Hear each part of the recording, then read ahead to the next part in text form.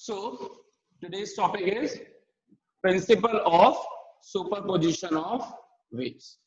इस टॉपिक को हम स्टार्ट करने वाले हैं. सो फोकस कीजिएगा इस पर वंस अगेन.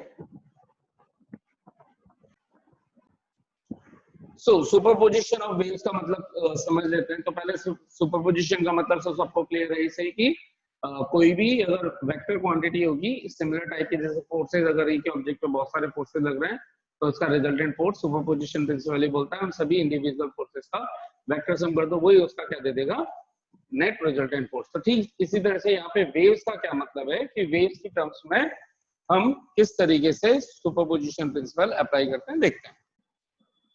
देखिए हम तो लेट्स सपोज हमने बोला कि कोई एक वेव है, तो अब एक वेव होगी तो उसका कोई फायदा है कुछ नहीं. तो अगर if there are more than one waves are present and they are travelling in a medium, ठीक है, तो सबसे पहले बेसिक सिंबल ऑफ वेव, जो बेसिक हम बनाते हैं वेव का सिंबल, तो जरूरी नहीं यही हो, लेकिन most basic is sinusoidal waves, है ना. वेव्स किसी भी शेप में हो सकती है, ये भी वेव का एग्जांपल हो सकता है, ट्रायंगुलर हो, रेक्टेंगुलर हो, doesn't matter. But we are talking about generally waves का साइनोसोइडल. तो जब वेव्स रिप्रेजेंट करते हैं तो साइनोसोइडल फॉर्म के अंदर रिप्रेजेंट की जाती है. ठीक, तो जब दो या दो से ज्यादा वेव्स अगर किसी मीडियम के अंदर, एक सिंगल मीडियम के अंदर ट्रेवल कर रही हो, ठीक है, और तो वो क्या हो जाती है, वो एक दूसरे से टकराती है. टकराने का मतलब एक दूसरे के ऊपर सुपरपोज होती है, एक के ऊपर एक आ जाती है कभी भी. जैसे ये देखिए, एक वेव इधर चल रही है और एक वेव इधर चल रही है, तो कुछ टाइम बाद क्या होगा कि ये वेव और ये वेव कहीं ना कहीं पे मीट हो जाएंगे.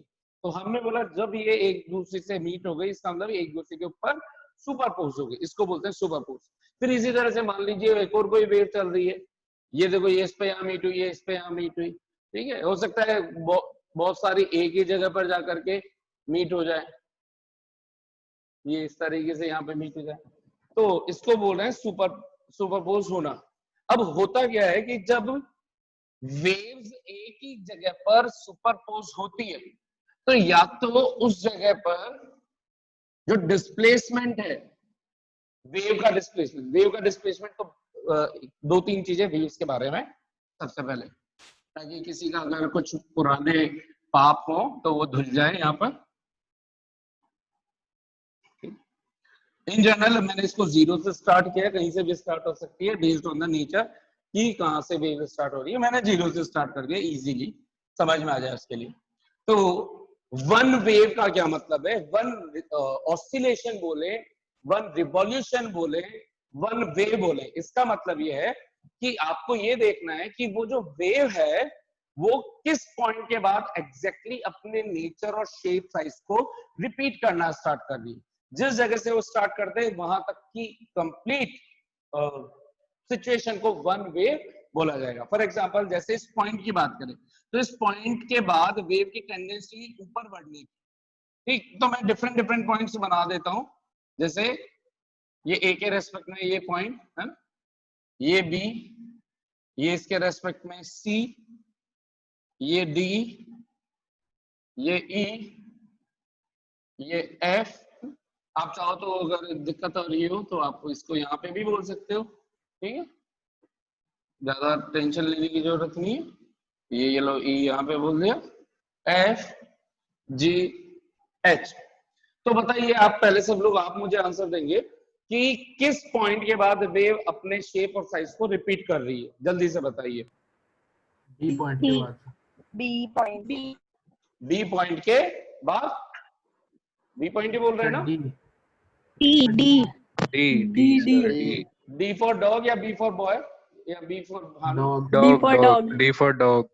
ठीक है, ठीक है, तो वेरी गुड, सही बात है. रीजन इसको समझेंगे कैसे, देखो इस पॉइंट की टेंडेंसी है ऊपर बढ़ने की, तो अब हमें वो पॉइंट देखना है कि जहां पर ये ऐसी टेंडेंसी फिर से मीट हो, ठीक है, और एग्जैक्टली वो लाई भी यही पे कर रहा हूं.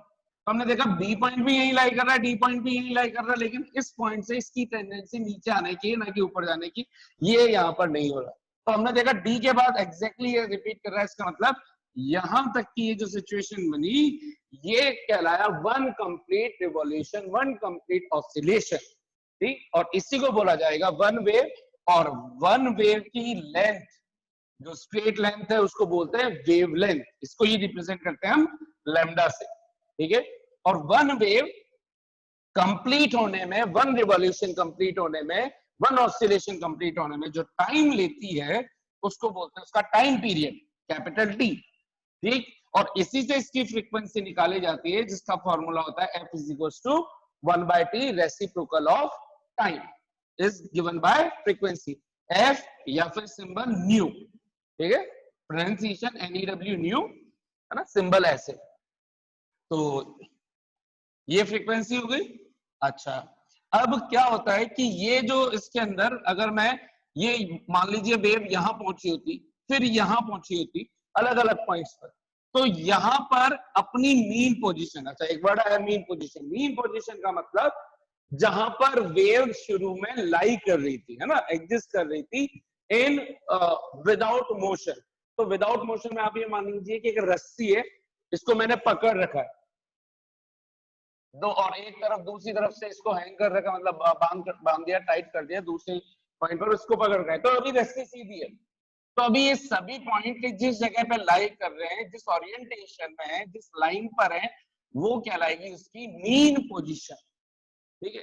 तो इस तरीके से अभी हमने क्या बोल दिया कि ये जो एक्स एक्सिस है, एक्स एक्सिस पर जब ये रहेंगे पॉइंट, तो ये कहला रही है इसकी मीन पोजीशन। अब मैंने क्या किया, यहाँ जिसको पकड़ के जर्क दिया, तो जर्क देते ही ये सिचुएशन बनने लग गई। तो ये जब सिचुएशन बनेगी तो इसके अंदर ये पॉइंट ही अपनी पोजीशन से ऊपर जा रहा होगा, ये पॉइंट ऊपर जा रहा होगा, ये पॉइंट ऊपर जा रहा होगा। तो या फिर आप इसको ऐसे सोच लीजिए, इसमें बीच में से कहीं से भी पकड़ के इसको ऊपर कर लीजिए। तो जब आप यहां से मान लीजिए, यहां से किसी ने पकड़ के इसको ऊपर किया, माइंड में समझना, और इमेज आंखों के सामने बननी चाहिए। ये है, यहां से इसको थ्रेड मानिए, इसको पकड़ के उठा रहा हूं, तो इसके आजू बाजू के पॉइंट्स भी तो अपने आप ही उठेंगे, ठीक है। एक पॉइंट सबसे ज्यादा उठेगा, और उसके बाजू, आजू और बाजू वाले, अगल और बगल वाले पॉइंट्स धीरे धीरे थोड़ी कम डिस्टेंस पे, कम हाइट पे उठेंगे। तो ये पॉइंट जब अगर यहां तक उठा दिया, तो उसके रेस्ट वक्त में ये वाला पॉइंट यहां तक उठा होगा, ये वाला पॉइंट यहां तक उठा होगा, ये पॉइंट यहां तक उठा होगा, ये यहां तक उठा होगा, ये यहां तक उठा होगा, और ये यहीं पे रहा होगा। ठीक इसी तरह से इधर भी कंटिन्यूएशन के अंदर इस तरीके से सिचुएशन कुछ चल रही होगी। तो ये जो शेप बना, और ये शेप तो कहलाया वेव का शेप, वेव का फ्रंट, और ये जो पार्टिकल्स शुरू में अपनी मीन पोजीशन पर लाई कर रहे थे, वो उठ करके यहां पर आ गए इस जगह पर। तो ये कहलाएगा हर एक पार्टिकल का ये जो हाइट है, each individual particle, whatever height is obtained by the each individual particle is called its displacement along y axis। अगर मैं इस हाइट को बोल दूं y axis, इसको x बोल दूं, तो ये कहलाया क्या, इसका डिस्प्लेसमेंट अलोंग y एक्सिस। और फिर इसके बाद यही सिचुएशन जब नीचे बनेगी तो हम बोलेंगे कि ये पार्टिकल्स नीचे आएंगे, और इसी को बोल रहे हैं वाइब्रेशन अलोंग y एक्सिस, ठीक है, वाइब्रेशन अलोंग y एक्सिस। और जिस टाइम पे वाइब्रेशन इस तरह से, यानी कि आगे पीछे हो, टू एंड फ्रो मोशन हो, तो ये x एक्सिस के अलोंग वाइब्रेट करेंगे, जो आपने 10th ग्रेड के अंदर पढ़ रखा है कि भाई पार्टिकल इधर आगे जा रहा है, फिर वापस पीछे आकर के फिर इधर और पीछे जा रहा है, तो अपनी मीन पोजीशन के आगे और पीछे टू एंड फ्रो मोशन करता है। तो ये वाइब्रेशंस हुए x एक्सिस के अलोंग। तो ये जो जितना आगे गया वो कहलाया इसका x डिस्प्लेसमेंट, जितना पीछे है उसका कहलाया x डिस्प्लेसमेंट, इसमें जितना ऊपर जा रहा है वो y डिस्प्लेसमेंट। तो हमारा मेन एम क्या है, व्हाट आर डिस्प्लेसमेंट्स। तो ये इसका डिस्प्लेसमेंट कहला गया, ये इस पॉइंट का मतलब इंडिविजुअल पार्टिकल के डिस्प्लेसमेंट है। और इसके अंदर एक डिस्प्लेसमेंट ऐसा मिलेगा एक पार्टिकल का जिससे मैक्सिमम और कोई नहीं हो सकता। तो ये कहलाएगा maximum displacement, this is called maximum displacement. और ये जो मैक्सिमम डिस्प्लेसमेंट होता है, इसी को हमने नाम दे रखा है एम्पलीट्यूड, एम्पलीट्यूड। और उसको, इसका सिंबल होता है स्मॉल a या कैपिटल A। तो इस तरीके से यहां देखें तो ये इसका मैक्सिमम एम्पलीट्यूड हुआ, तो ये A, ये A, ये A। अगर ऊपर नीचे हाइट सेम मान रहे हैं हम, तो मैक्सिमम एम्पलीट्यूड यानी कि ऊपर मैक्सिमम एक लेवल तक जा सकती है, नीचे मैक्सिमम एक लेवल तक जा सकती है। तो एम्पलीट्यूड क्या होगा, A। ये क्या रिप्रेजेंट कर रहे हैं, इसके मैक्सिमम डिस्प्लेसमेंट को, वेव के मैक्सिमम डिस्प्लेसमेंट। अब क्या हो रहा था कि जब हम बोल रहे हैं कि बहुत सारी वेव जब आकर के हिट हो रही है, यानी कि सुपरपोज हो रही है, तो इनके डिस्प्लेसमेंट अलग अलग हो जाएंगे। जैसे यहां पर बात करूं मैं, यहां पर बात करूं,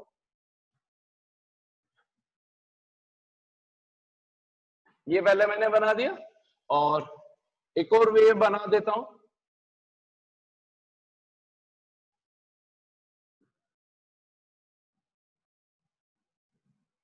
तो देखिए ये जहां पे हिट हुआ तो इस वाली पोजीशन से ये इसका डिस्प्लेसमेंट है और इस लाइन से ये इसका डिस्प्लेसमेंट है। ये दोनों एक दूसरे के अपोजिट चल रहे, अपोजिट चल रहे, ठीक है। और कहीं पे कोई ऐसी सिचुएशन बन जाए जिसके अंदर ये देखें, तो इस पॉइंट के लिए देखें तो इस वाली लाइन के रेस्पेक्ट में इसके लिए ये डिस्प्लेसमेंट है और इस वाली के लिए ये डिस्प्लेसमेंट है। तो एक छोटा सा डिस्प्लेसमेंट और एक बड़ा डिस्प्लेसमेंट है, ये दोनों एक ही डायरेक्शन में। तो दो डिस्प्लेसमेंट अगर सेम डायरेक्शन में हो, खुद सोचिए कि एक मैंने बोल रखा है कि डिस्प्लेसमेंट 5 मीटर ऊपर की तरफ है नॉर्थ डायरेक्शन में या जे कैप, और एक 2 मीटर जे कैप है, तो फाइनल रिजल्टेंट आंसर क्या आएगा, क्या आएगा? 7 जे कैप, 7 मीटर जे कैप है ना। और इसी तरह से एक 5 मीटर या 5 मीटर नीचे की तरफ है और 2 मीटर ऊपर की तरफ है, तो फाइनल आंसर क्या आएगा? -3 जे कैप, -3 जे कैप या 3 माइनस जे कैप। यही कॉन्सेप्ट यहाँ पे चल रहा है, इसी को बोल रहे हैं सुपरपोजिशन। ये कैसे निकाला आपने? यही आपने क्या किया, इसको बोल दिया y1 वेक्टर, y1 वेक्टर को क्या बोलोगे फिर 5 माइनस का जे कैप, और इसको बोल दिया y2 वेक्टर 2 प्लस का जे कैप। तो रिजल्टेंट आपने क्या निकाला एक्चुअल में? इन दोनों का सम किया है, क्योंकि इनकी डायरेक्शन एक एक्सिस के अलॉन्ग है, तो आपने डायरेक्ट इनका सम कर दिया और आपके पास आंसर आ गया -3 जे कैप, ठीक है। यही काम वेव्स में कर रहे हैं। तो क्या बोल रहे हैं हम यहाँ पर? तो डिस्प्लेसमेंट का मतलब समझ में आ गया। ये वाली सिचुएशन जिसके अंदर इस वेव के लिए, इस वेव के लिए, इस वेव के लिए ये वाला पार्टिकल जो यहां तक पहुंचा, ये इसका एक इंडिविजुअल y1 मानेंगे, और इस टाइम पर, जिस टाइम पर ये दूसरी वेव सुपरपोज हुई इस पॉइंट के रेस्पेक्ट में, तो ये इसका y2 मानोगे। और आपको क्या करना है, इन दोनों के कॉम्बिनेशन से जो नई वेव जनरेट हुई उसका डिस्प्लेसमेंट क्या होना चाहिए। तो आप क्या कर रहे हो, generally y1 vector plus y2 vector displacement का वेक्टर एडिशन, और वो आपको क्या दे देगी, इन दोनों के कॉम्बिनेशन की एक रिजल्टेंट वेव। ये ठीक वैसा है जैसे एक साथ गाना गाया जाए। तो आपको पता है कि अगर मैं धीरे गाऊं, मतलब कोई भी, बहुत सारे लोग हैं, बहुत लोग धीरे धीरे धीरे धीरे गा रहे हैं, धीरे धीरे से, हाँ धीरे धीरे से गा लो, तो एक साथ जब धीरे धीरे से गाएंगे तो वही आवाज धीरे धीरे ना रह करके बहुत लाउड सुनाई देगी, है ना। उसका एम्पलीट्यूड क्या हो चुका होगा, इंक्रीज हो चुका होगा। लेकिन कोई धीरे धीरे गा रहा है और कोई उसका उल्टा कुछ गा रहा है, कोई रैंडमली गा रहा है, तो वो नॉइज में कन्वर्ट हो जाएगा, ठीक है।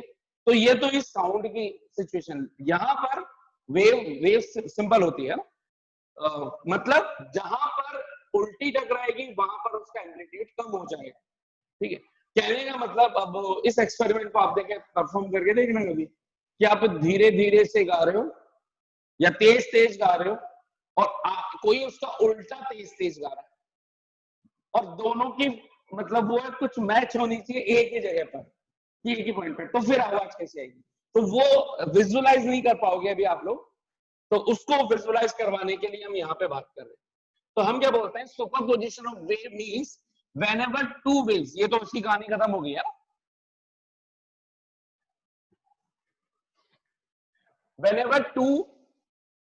whenever two or more than two waves travels through a medium and superpose on each other, then due to the superposition, there will be some resultant wave whose displacement of this, whose का मतलब resultant wave का, whose displacement will be obtained by using superposition principle by doing the individual vector sum of all displacement of each wave traveling in such a way that there is no wave present anywhere, ठीक है। अगर दो या दो से ज्यादा कोई waves किसी मीडियम के थ्रू ट्रैवल कर रही हो और सुपरपोज हो जाए, एक दूसरे से कहीं टकरा जाए, हिट हो जाए, सुपरपोज हो जाए, एक दूसरे के ऊपर ओवरलैप हो जाए, तो उनसे बनने वाली रिजल्टेंट वेव का जो रिजल्टेंट डिस्प्लेसमेंट होगा वो सुपरपोजिशन प्रिंसिपल के थ्रू कैसे दिया जाएगा कि हर एक वेव के डिस्प्लेसमेंट का इंडिविजुअल वेक्टर सम, हर एक वेव के इंडिविजुअल डिस्प्लेसमेंट का वेक्टर सम आपको नेट ऑब्टेन होने वाले रिजल्टेंट वेव का क्या देगा, नेट रिजल्टेंट डिस्प्लेसमेंट। ठीक है, हो सकता है वो ज्यादा हो सकता है वो कम हो, that would be entirely depending on how the superposition occurred, यानी कि जो वेव्स हैं वो सुपरपोज कैसे हुई, एक ही डायरेक्शन में होगी तो हो सकता है इंक्रीज हो जाएगा, अपोजिट डायरेक्शन में हो रही तो डिक्रीज हो जाएगा, कहीं कम कहीं पे ज्यादा। ठीक है, so this concept is called superposition of waves. Let in a medium, अब इसको थोड़ा मैथमेटिकली लिखते हैं जिससे आपको थोड़ा और कहानी क्लियर हो। जैसे मैंने ये एक वेव बनाई, ठीक है, और बहुत सारी वेव्स मान लो, तो किसी टाइम पर जिस टाइम पर बहुत सारी वेव्स हिट हो रही है कहीं ना कहीं पर, उन सभी के individual displacement y1 y2 y3 इस तरीके से हम मान रहे हैं। So let y1 vector, y2 vector, y3 vector, so on, yn vector represents the displacement, represents the displacement of each individual wave propagating or traveling through a medium, and superposed at any instant, किसी instant पर जब वो superpose हो गई किसी medium से travel होते हुए, उस टाइम पर, जिस टाइम पर एक किसी सिंगल इंस्टेंट पर जब बहुत सारी एन वेव्स एक सिंगल मीडियम से ट्रैवल करते हुए किसी पर्टिकुलर टाइमिंग पर, पर्टिकुलर इंस्टेंट पर सुपरपोज हो जाए, then the resultant displacement of the resultant wave obtained due to their superposition at that instant will be given by the principle of superposition, will be given by the principle of superposition, which states that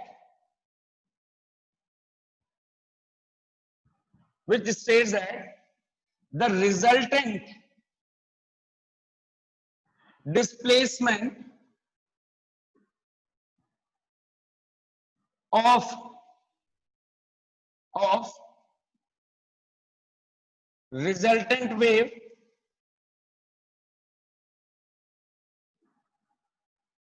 obtained due to all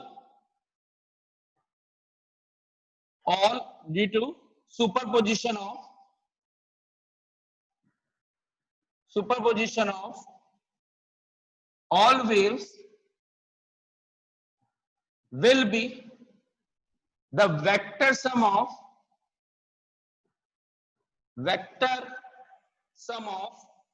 all individual wave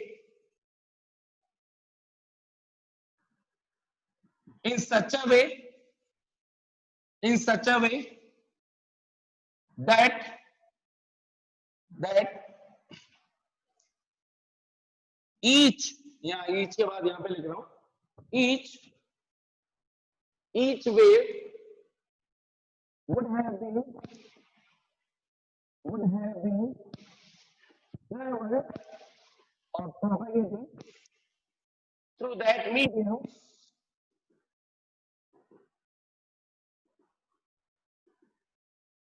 in such a way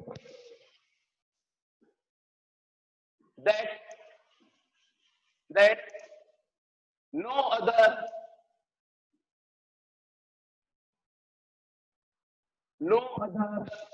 wave would have been, would be existing that time or that instant. According to the superposition principle, the resultant displacement of resultant wave obtained due to the superposition of all waves will be the vector sum of all individual waves, vector sum of displacements of all individual waves in such a way that each wave would have been traveled through that medium in such a way that no other wave would be existing that instant. That is, y is equals to, y बोलो या y r बोल दो resultant, तो मैं generally y लिख रहा हूं, is given by y1 plus y2 plus y3 so on yn. ठीक है, this is called the superposition principle. अब भाई स्टेटमेंट कितनों को अच्छे से क्लियर हो चुका है? तो देखिए, अब ये जो पूरी कहानी मैंने इतनी बड़ी बड़ी लिखी, इसको एक डायग्रामेटिकली व्यू से समझते हैं. लेट्स सपोज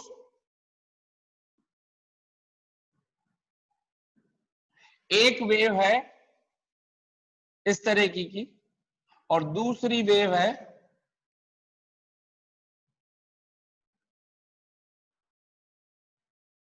इस तरीके की. ठीक है, बिल्कुल. तो जब ये एक दूसरे पर मान लीजिए सुपरपोज हो रही हो, है ना, सुपरपोज हो रही हो, तो सिचुएशन कैसी बनती? ठीक है, तो सिचुएशन कैसी बनती? तो मैं इसको रख कर रहा हूं. तो सिचुएशन ऐसी बनती सर कि ये जिस टाइम पे सुपरपोज हो रही होंगी, तो एक तो है ये और दूसरी है ये. तो ये तो कहलाया इसका एम्पलीट्यूड. अब एम्पलीट्यूड से मतलब नहीं है, मान लीजिए आप किसी का भी बात कर रहे हो, इसका बात कर रहे हो, तो ये मान लीजिए y1 है, तो फिर इसके रेस्पेक्ट में ये दूसरी वाली का y2 हो जाएगा. ठीक है, अगर एम्पलीट्यूड की टर्म्स में अगर डिस्प्लेसमेंट लेना चाहते हो तो आप यहाँ पे समझ लो ताकि आपको इजीली समझ में आए. थोड़ी देर के लिए मैंने छोटी वाली के या बड़ी वाली को पहले बनाया. बड़ी वाली का जो एम्पलीट्यूड है उसको, उसके डिस्प्लेसमेंट को भी मैंने y1 बोल रखा है ना. y1 कुछ भी हो सकता है, इन दोनों का भी हो सकता है जो सुपरपोज कर रही होंगी. और ये वाला है जो छोटा वाला है वो y2 है यहाँ तक का. ये इस एम्पलीट्यूड को भी समझने के लिए मैंने y2 बोल दिया और ये हमारा y1 हो गया. तो इनकी जो रिजल्टेंट वेव मिलेगी वो कुछ इस शेप की मिलेगी, ये वाली. ठीक है, ये अगर ये बड़ा वाला 5 मीटर है और ये 3 मीटर है, तो नेट ये इफेक्ट चला जाएगा 8 मीटर का.